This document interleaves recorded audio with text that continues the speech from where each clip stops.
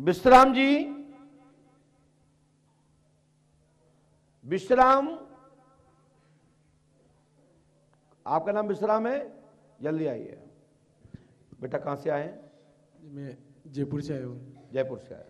आपको यहाँ के बारे में कहाँ से पता लगा? वो मेरे भैया आते हैं। कौन भैया आते हैं यहाँ आए? मेरे से बड़े। हाँ भैया खड़े हो जाएंगे। कौन भैया? अभी यहाँ पे नहीं आए। अच्छा। वो 1 तारीख को आए थे, मैं उनके साथ आया था। 1 तारीख को आए थे, उनके साथ आए थे, चले गए फिर? हाँ। कोई बात नहीं, उनके पुराने हैं तो वो चले ही जाएंगे। हाँ। पहली बार में टेंशन होता, पर्ची नहीं बनती जब तक रुकना पड़ता, और जिनकी पर्ची बन जाती तो अगली बार वो आते, पाठ जाप किया, अर्जी कटवाई, पाठ जाप किए, चले गए। लेकिन कुछ लोग अपनी पर्ची गलत भी कटवाते हैं, उनकी अमावस्या सुताई कैंसिल हो जाती है। सुताई अमावस्या कैंसिल हो जाती है। मैं टोकूंगा नहीं किसकी हो जाती है, अब पता लगा लेना कैसे हो जाती है, आप सुधर जाना। चलिए, तो क्या दिक्कत है बोलिए।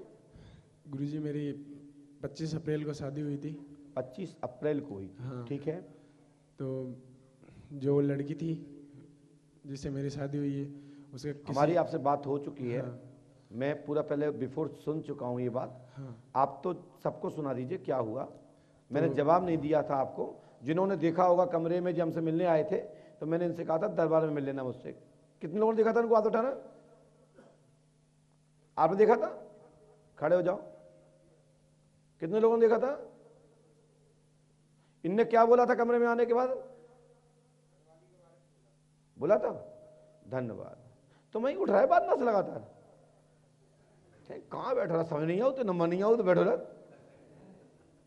ये आदमी है दूरबीन है। हाँ? अच्छा, चित्रगुप्त है। गुप्त रहो बेटा। हाँ बेटा, तो क्या है आपकी पत्नी का मैटर? तो गुरुजी उसका किसी लड़के से अफेयर चल रहा है। किसी लड़के से, किसी आदमी से, किसी इंसान से? किससे? सर गुरुजी वो उससे 10 साल बड़ा है, मतलब वो आदमी हो गया। हाँ, वो लगता है ऐसे ही ना।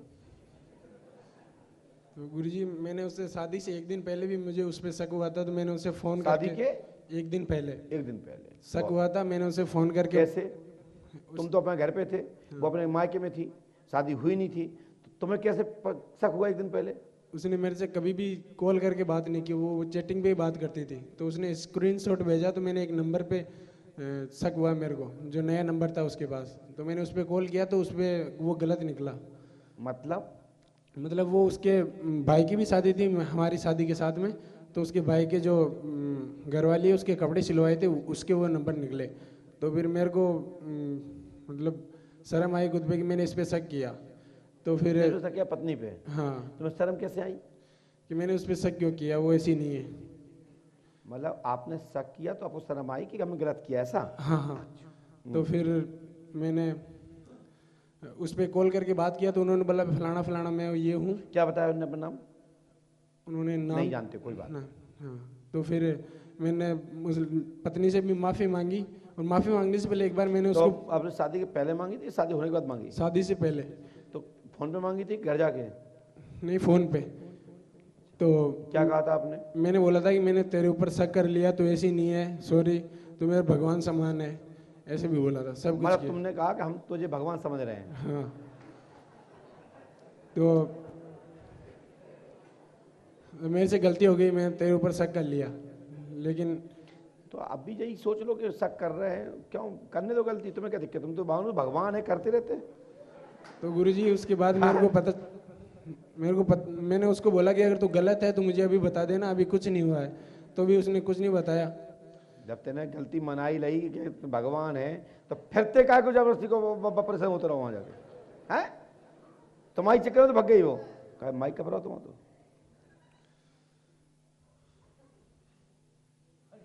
वो तेरी की देखो।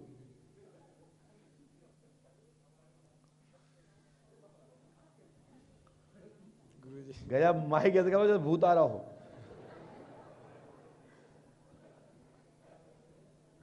कोल्ड, हिम्मत रख, कुछ नहीं होगा।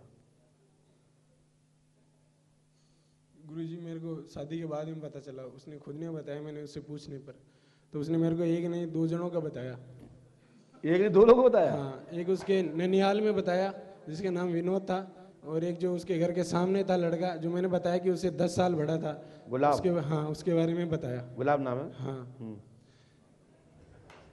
तो गुरुजी तो भी मैंने ये सोचा कि हमारी ज़िंदगी आगे सही चलेगी।